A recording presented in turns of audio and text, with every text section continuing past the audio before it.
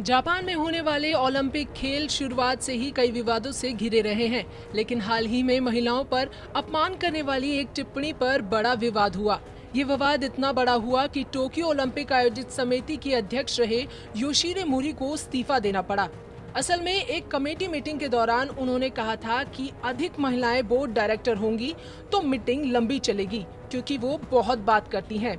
इस बयान से जापान जैसे देश में लिंग के आधार पर होने वाला भेदभाव दुनिया के सामने आ गया। पहले मोरी ने अपने बयान का बचाव करने की कोशिश की, लेकिन फिर कई अंतर्राष्ट्रीय मंचों से आलोचनाओं के बाद उन्हें इस्तीफा देना पड़ा। योशिरे मोरी ने कहा था, औरतें काम कर सकती हैं, लेकिन तभी जब तक वो चुप हैं। इसके बाद जापान में 22 साल की लड़की मोमोको नोजो ने उनके खिलाफ #Don'tBeSilent अभियान शुरू किया, जिसमें कई महिलाएं जुड़ी और मोरी का पुरजोर विरोध किया। इसके बाद योशिरे मोरी ने पद से इस्तीफा दे दिया और 7 ओलंपिक खेलों में भाग लेने वाली महिला शिको हाशिमोतो को टोक्यो ओलंपिक आयोजित समिति का अध्यक्ष बना दिया गया। 2 हफ्ते से भी कम समय में मोमोको नोजो ने अन्य कार्यकर्ताओं के साथ मिलकर 1.5 लाख से ज्यादा लोगों को अपने साथ #Don'tBeSilent अभियान से जोड़ा। #Don'tBeSilent पूर्व प्रधानमंत्री मोरी की उस टिप्पणी के जवाब में बनाया गया था, जहां मोरी ने कहा था कि महिलाएं बहुत ज्यादा बात करती हैं। जिसके बाद नोजो ने ट्वीट और बाकी सोशल मीडिया प्लेटफॉर्म पर इसका इस्तेमाल किया और उनके खिलाफ कार्रवाई के लिए याचिका दायर करने के लिए समर्थन इकट्ठा किया, जहां उन्हें पहली याचिका के लिए 1.5 लाख लोगों का साथ मिला।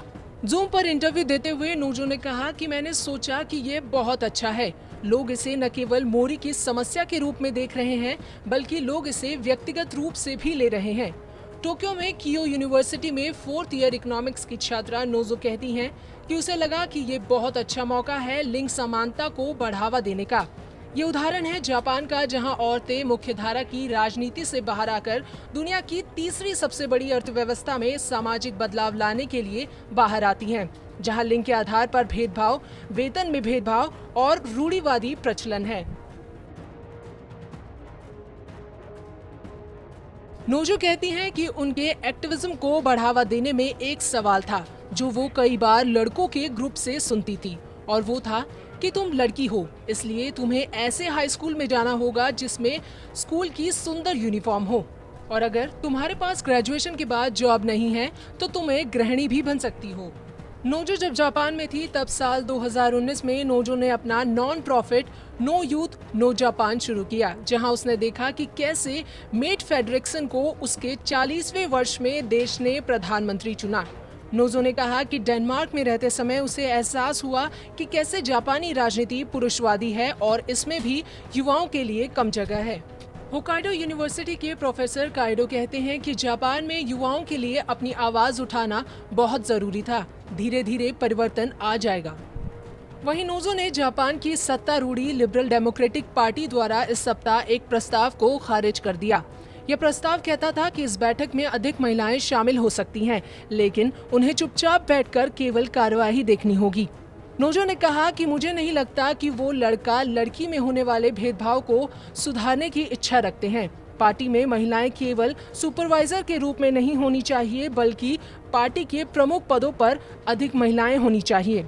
असल में नोजो की जीत की लंबी लड़ाई में ये एक केवल छोटा कदम है। विश्व आर्थिक मंच के 2020 ग्लोबल जेंडर गैप इंडेक्स में 153 देशों में से जापान 121वें स्थान पर है।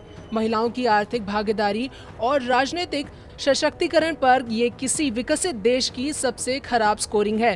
कार्यकर्ताओं और कई सामान्य महिलाओं का कहना है कि कार्यस्थल में और राजनीतिक में काफी बदलाव की आवश्यकता है।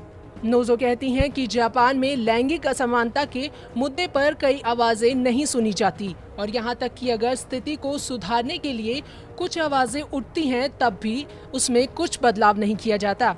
नोजो ने कहा कि मैं नहीं चाहती कि हमारी अगली पीढ़ी भी इस मुद्दे पर अपना समय बर्बाद करे।